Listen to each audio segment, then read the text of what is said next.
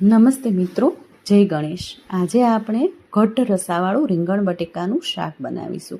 જેવું લગ્ન પ્રસંગમાં હોય છે તેવું જ બનશે અને ઘટ્ટ રસાવાળું બનશે, જેથી ખાવામાં સારું લાગશે અને ખાવાની મજા આવશે.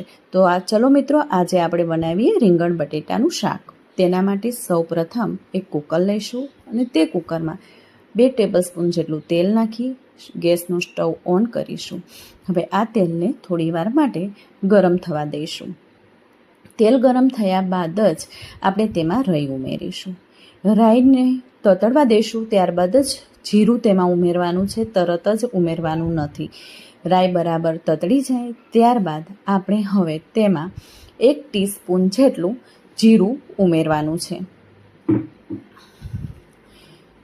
જીરું ઉમેર્યા બાદ હવે તેને જીરાને થોડીવાર થવા દઈશું.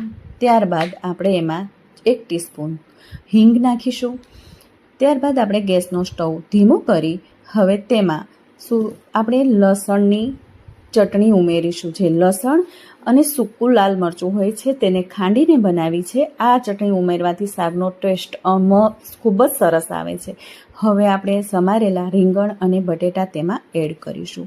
મેં 2 બટેટા અને 2 રીંગણ લીધા છે, તેનાથી 4 વ્યક્તિઓને આરામથી થઈ જાય છે.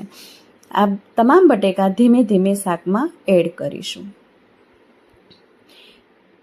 એડ કરતા જઈ બાદ તેને આપણે એક સ્પૂન વડે તેને મિક્સ કરીશું. મિક્સ કરીને સ્લો ફ્લેમ પર આપણે રીંગણ બટેટાને થોડી વાર માટે ચડવા દઈશું. ત્યારબાદ તેમાં હિંગ નાખીશું. હિંગ નાખ્યા બાદ હવે આપણે ધાણા જીરું નાખીશું. ધાણા જીરા નાખ્યા બાદ હવે આપણે સ્વાદ અનુસાર મીઠું નાખીશું. હવે આપણે તેને સારી રીતે મિક્સ કરીશું. હવે આ રીતે તૈયાર છે. બધા મસાલા આપણે નાખી દીધા છે. હવે આપણે એને સ્લો ફ્લેમ પર થોડી વાર માટે કકડવા દેવાનું છે. જો આવી રીતે જ થોડી વાર માટે રહેવા દેશો તો જ શાકનો ટેસ્ટ સારો આવશે અને ઘટ્ટ ગ્રેવી થશે. તરત જ પાણી નાખી નથી દેવાનું, પરંતુ એને સ્લો ફ્લેમ પર આવી રીતે થોડી વાર માટે થવા દેવાનું છે. તમે જુઓ છો શાકનો લુક જ સરસ લાગી રહ્યો છે. હવે થોડું પાણી ઉમેરીશું. રીંગણ બટેકા ડૂબે એટલું પાણી ઉમેરવાનું છે અને મને હજુ થોડું હલાવતા થોડું ઓછું પાણી લાગે છે, માટે હું થોડું બીજું પાણી એડ કરી રહી છું. બસ આ રીતે રીંગણ બટેકા ડૂબે એટલું પાણી એડ કરવાનું છે અને ગેસની ફ્લેમ હવે ફૂલ કરી આપણું રીંગણ બટેકાનું શાક તૈયાર કરવા માટે ઢાંકણ ઢાંકી 5 વિસલ કરવાની છે. આ રીતે આપણું રીંગણ બટેકાનું શાક તૈયાર છે.